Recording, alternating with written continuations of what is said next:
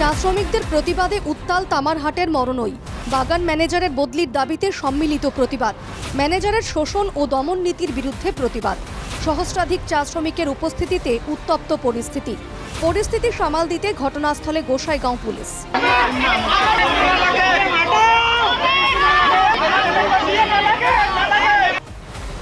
রাজ্য সরকার চা শ্রমিকদের সার্বিক উন্নয়নে বিভিন্ন প্রকল্পের কথা ঘোষণা করলেও বাস্তব ছবিটা সম্পূর্ণ ভিন্ন।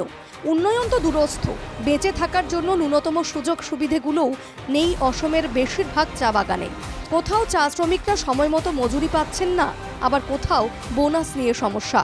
কোনো চা বাগানে আবার শ্রমিকদের উপর অত্যাচার চালিয়ে যাওয়ার অভিযোগ ম্যানেজারের বিরুদ্ধে। বৃহস্পতিবারের এই ঘটনাটি ঘটেছে তামারহাটের মরনই চা বাগানে।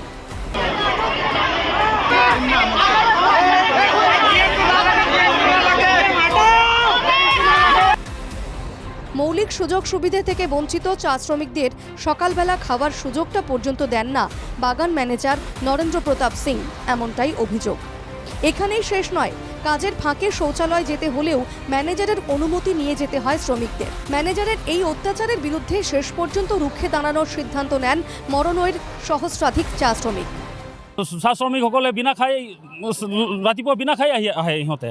তো সিহঁতে চাহ খোৱাৰ কাৰণে এইটো সময় নাপায়। এইটো ৰাতিপুৱা সিহঁতে চাহ খাবলৈ যাব নোৱাৰিব। ডাইৰেক্টলি সিহঁতে 12টাত ছুটি হয়, 5 ঘণ্টাৰ কাম। তো বিনা খাই কেনেকৈ কাম কৰিব সিহঁতে? মানুহ পেটৰ কাৰণে কাম কৰি আছে না। আৰু আপোনাৰ এই মহিলাসকল যিবিলাক বাগানত কাম কৰে, প্লাকাৰ্ছবিলাক, সিহঁতক 12টাৰ সময় যিটো খানা লৈ যায়, এই খানা খোৱাৰ সময়ত সিহঁতে নাপায়। সিহঁতে যদি খানা খোৱাৰ লগে লগে সিহঁতক কামত মানে কৰি দিয়ে। তো এইটো তো বৰ্বৰতা না। এতিয়া আমি জানো যে আমাৰ চাহ বাগানত আদিবাসীসকলে কাম কৰি আছে, কিন্তু আদিবাসীসকল বোলে ইমান নেগলেক্ট কিয় কৰিব লাগে? এইটো এই ইউপিৰ মানুহ বোলে ইউপিত তেনেকুৱা হ'ব পাৰে, কিন্তু আমাৰ ইয়াত অসমত তেনেধৰণৰ নাই না।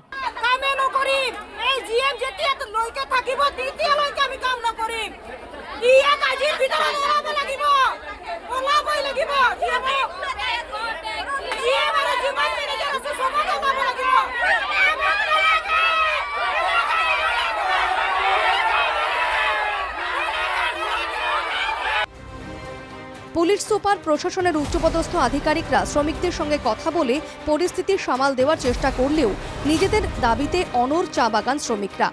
ম্যানেজারের বদলি না হওয়া পর্যন্ত প্রতিবাদ চলবেই। একজোট সহস্রাধিক বাগান শ্রমিক। উল্লেখ্য, নিম্ন অসমের অন্যতম বৃহৎ এই চা বাগানে কয়েক হাজার শ্রমিক কাজ করেন। কিছুদিন আগেই উত্তরপ্রদেশ থেকে নরেন্দ্র প্রতাপ সিংকে বাগান ম্যানেজারের দায়িত্বে নিয়ে আসা হয়। এরপর থেকেই শ্রমিকদের মধ্যে চাপা ক্ষোভ দেখা দেয়। বর্তমানে এই পরিস্থিতিতে কি পদক্ষেপ নেয় বাগান কর্তৃপক্ষ, লক্ষণীয় হবে সেটাই। Bureau report, NKTV Bangla.